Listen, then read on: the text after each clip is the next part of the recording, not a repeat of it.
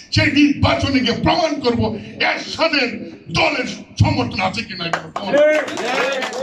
আমার দেশ ফাইলের বাইরে দেশে বিদেশে একটি পয়সা যদি থাকে আমি যে কোনো শাস্তি যে কোনো ব্যবস্থা সরকার নেই, আমার কোনো আপত্তি নাই। এমনকি তারা আমাদেরকে গায়ের রঙের কারণে আমাদেরকে তারা একটু নিচু হিসাবে তারা দেখতো। এই সমস্ত বৈষম্যের প্রতিবাদ করার কারণে কিন্তু 47 সালের পর থেকে বিভিন্ন রাজনৈতিক দলের এই বৈষম্যের কারণে আন্দোলন করতে করতে করতে একটা পর্যায়ে এসে মুক্তিযুদ্ধ আরম্ভ হলো এবং মুক্তিযুদ্ধ হলো। কিন্তু মুক্তিযুদ্ধ হওয়ার পরও দেখা যায় এখনো বৈষম্য হয়ে গেছে। এবং মুক্তিযুদ্ধের পরপর আসলে যে দলটি ক্ষমতা ছিল তারা দেখা গেল যে 72 সালে এই বিহারীদের বাড়ি দখল অথবা বেল ফ্যাক্টরি দখল নানান ব্যবসাপাতি এই সমস্ত দিয়ে তারা মানে এই সমস্ত সঙ্গে জড়িত হয়ে মুক্তিযুদ্ধের যে আদর্শটা বৈষম্য বিরুদ্ধে একটা সমাজ ব্যবস্থা কায়েম করা এটা কিন্তু ছিল না। হ্যাঁ, আমরা একটা স্বাধীন দেশ পেয়েছি, সেই স্বাধীন দেশে একটা পতাকা পেয়েছি, একটা ভূখণ্ড পেয়েছি, প্রশাসন পেয়েছি, কিন্তু মুক্তি পাই নাই। সমাজে যে বৈষম্য মুক্ত একটা সমাজ, সেই সমাজটা কিন্তু আমরা পাইনি। এবং সেই কারণে এখনো কিন্তু এই বৈষম্যের বিরুদ্ধে আন্দোলন চলতেছে। কাজে আমরা বৈষম্য যদি কমাতে না পারি, এটা দূর না করতে পারি, তাহলে তো আমার মনে হয় না যে সামাজিক মুক্তি আসবে। আর সামাজিক মুক্তি না আসলে দেশের সুশাসন কায়েম করা কারোর পক্ষে সম্ভব না।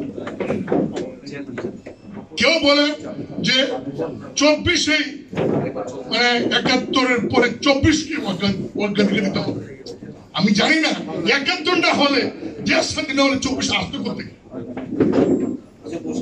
24 যদি হয় সন্তান, 71 হলো পিতা। 71 ছাড়া এই দেশের অস্তিত্ব তো কল্পনা করা যায় না। কেউ এটা বলেন, ভুল বলেন, তবে আমার মনে হয় ইদানিং দেখতে পাচ্ছি যারা এই কথাটা বলতেন তারা এখন 71 বলে যায়। 71-এর বৈষম্যের যে কারণে 71 সৃষ্টি হয়েছিল, সেই বৈষম্যটাই এখন পর্যন্ত আছে এবং সেটারই প্রেক্ষিতে 24-এ সৃষ্টি হয়েছে। এতে আমাদের কোনো আপত্তি, আমরা আসলে বৈষম্য এখন দূর হয় না।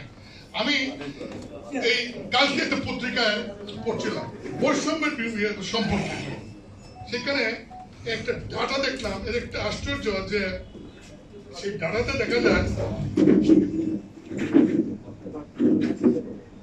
বাংলাদেশে যখন স্বাধীন হয় তখন কোটিপতি সংখ্যা ছিল ব্যাংক অ্যাকাউন্টে মাত্র 4 জন, এবং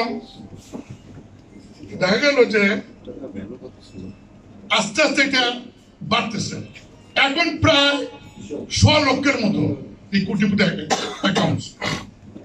অর্থনৈতিক ভাষায় এই কোটিপতির অ্যাকাউন্ট যদি বাড়ে এটা খারাপ না, এটা অর্থনৈতিক সমৃদ্ধির লক্ষণ। কিন্তু সমৃদ্ধির লক্ষণ হইল এই বাংলাদেশ এমন একটা দেশ যেখানে আমরা বলি, অর্থনীতিরা বলেন যে বাংলাদেশ এখন বর্তমানে বিশ্বে 37তম অর্থনৈতিক দেশ। এটা হলো আমাদের যদি দেশের অবস্থা সঠিকভাবে চলে, সত্যিকার যদি একটা নির্বাচন ইনক্লুসিভ এবং নিরপেক্ষভাবে হয় এবং লেভেল প্লেইং ফিল্ড হওয়ার পরে যদি নির্বাচন হয়, সেই নির্বাচনে গিয়ে প্রমাণ করব এরশাদের দলের সমর্থন আছে কিনা। আমাদের বিশ্বাস। চেয়ারম্যান, আমি শেষ করে দেবো আমার ব্যক্তিগত একটা কথা বলি, আমার জাস্ট ব্যক্তিগত কথা। অনেক পত্রিকার সাংবাদিক আছে, তাদের প্রতি রেসপেক্ট দেখে হচ্ছে। কয়েকটা পত্রিকা আমার সম্পর্কে নিউজ দিচ্ছে 1000 কোটি টাকার মালিক। আমি চ্যালেঞ্জে বলছি জোর গলায়, আমার দেশ ফাইলের বাইরে দেশে বিদেশে একটি পয়সা যদি থাকে আমি যে কোনো শাস্তি যে কোনো ব্যবস্থা সরকার নেই, আমার কোনো আপত্তি নাই। তারপরও সাংবাদিক ভাইদেরকে বলবো যে কোনো নিউজ ছাপলে পরে মানুষের মধ্যে একটা এই ইমেজ পূর্ণ হয়। আমার আমার সমস্যা জানে, তাই আপনাদেরকে আমি এটা বলবো।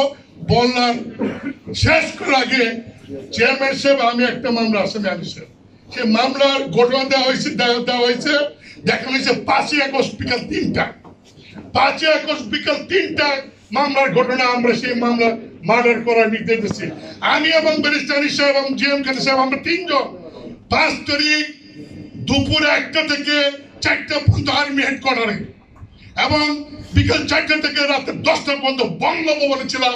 আমরা কি করে ওই 5ই আগস্টের 3 তারিখের হত্যা মামলা আসামি হই? এটা কোন আইনে? আমি যেটুকু লেখাপড়া শিখেছি, ঢাকা বিশ্ববিদ্যালয় থেকে আইনে মাস্টার্স করেছি, আমি এইটা কোনো হদিস আসতে বলতে পারলাম না। আপনাদের সবাইকে ধন্যবাদ। আসসালামু আলাইকুম। বিদেশ থেকে প্রিয়জনকে উপহার পাঠান প্রবাসী শপের মাধ্যমে।